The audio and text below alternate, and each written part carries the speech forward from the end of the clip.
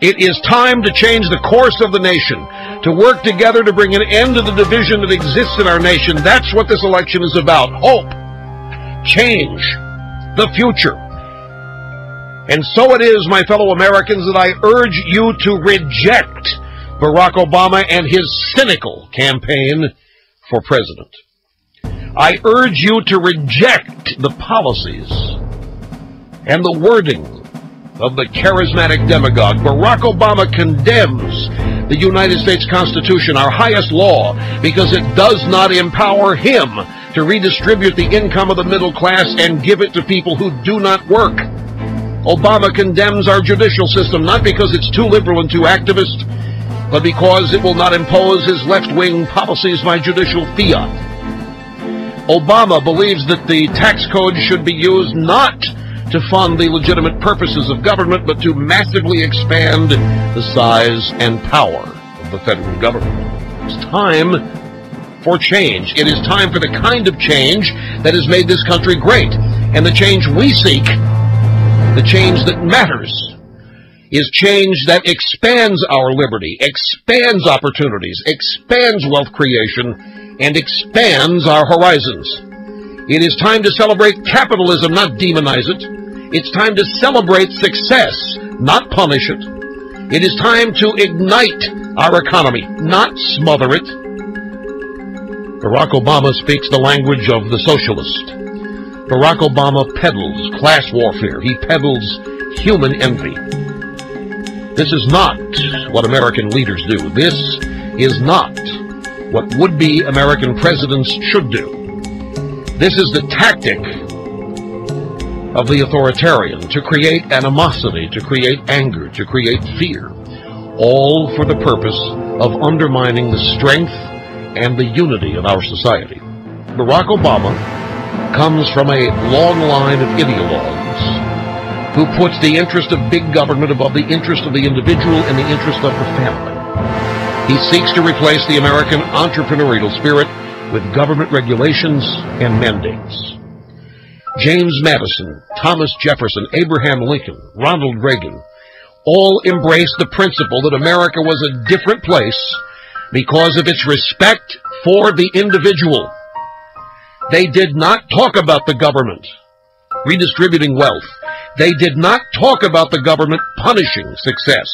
They did not talk about the government re-regulating the economy.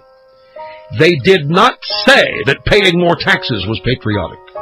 They believed, as our leaders have always believed, that government had limits, so that the American dream would have no limits. They believe that each human being is unique, that he or she has the ability to do great things, if left alone to pursue their own interests. They believe that ordinary people could accomplish extraordinary things. They rejected outright the authoritarianism that Barack Obama represents. They each swore to uphold the Constitution because they loved it, not because they saw it as a way to take power and subvert it. Throughout our history, our leaders have understood that private property rights are key to the survival of the individual.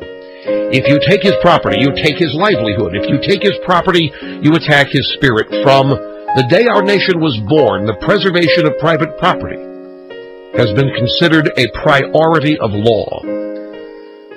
Barack Obama wants to use the law to destroy private property. This is what he means when he attacks businesses large and small, when he insists that there must be limits on what you can earn and keep and pass on to your family when you pass away.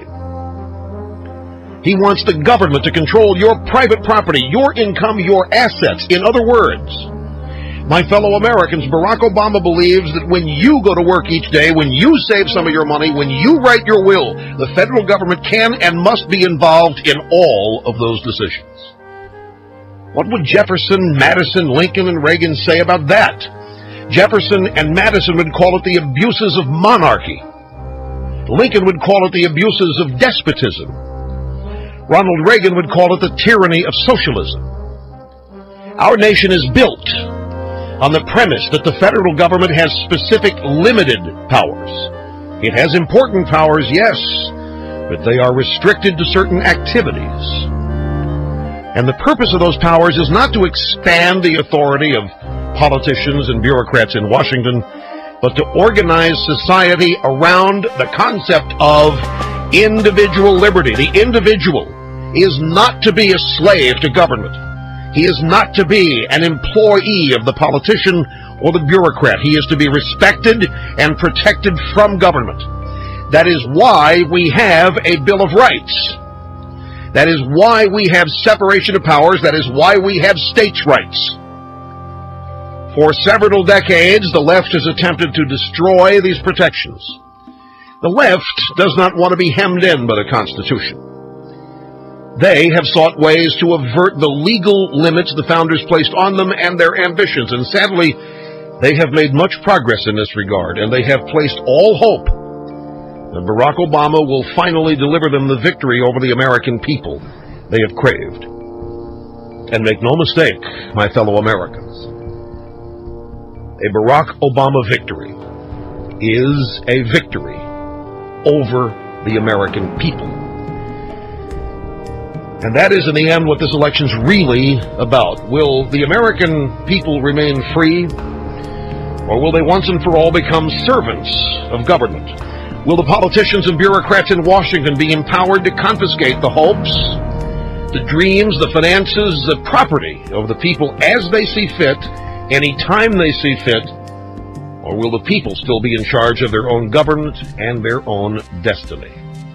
That is what this election is all about.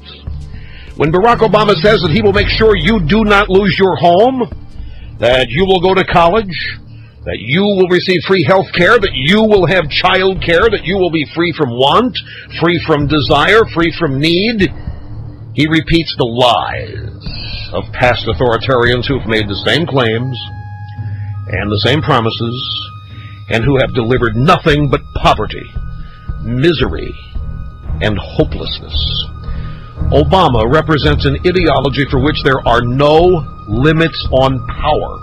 He wants to lead a different kind of government, one in which there are no limits to how much it can confiscate from the people. He wants to lead a movement in which the individual is crushed under the weight of the many.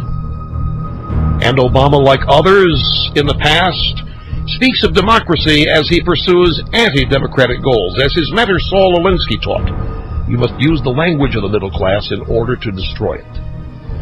So I come to you, my fellow Americans, with a simple message. If you believe in the principles and the institutions that have made this nation great, that have given more liberty and prosperity to more people than any other system on the face of the earth, that have created the most tolerant and giving and successful society in human history, then I urge you to reject the candidate who rejects these and our principles. If you want to leave your children and grandchildren and generations yet to come a country that is as free and hopeful and magnificent as the country you live in today, and that your parents and grandparents left you, you will reject the candidate who rejects individual liberty, private property rights, and the Constitution. Do not allow a charismatic demagogue to change our great nation in ways that will diminish it. You have your destiny and America's destiny in your own hands. You, not the media, not the pollsters, not the pundits, you will decide this election. You will decide if you want to live in America or someplace that you won't recognize in a few years. You will decide if the principles that have served this nation so well will remain our governing principles. This election, only 6 days away, is the most important election in our lifetime. Everything is at stake. We know this because Obama has said so. He has thrown down the gauntlet. He is running against our history. He is running against the system. He is running against our liberty. And so it is that I ask you, on November 4th, next Tuesday, vote for liberty, your own and the nation's. Vote for opportunity, your own and your children's. Vote for America. Vote for McCain-Palin.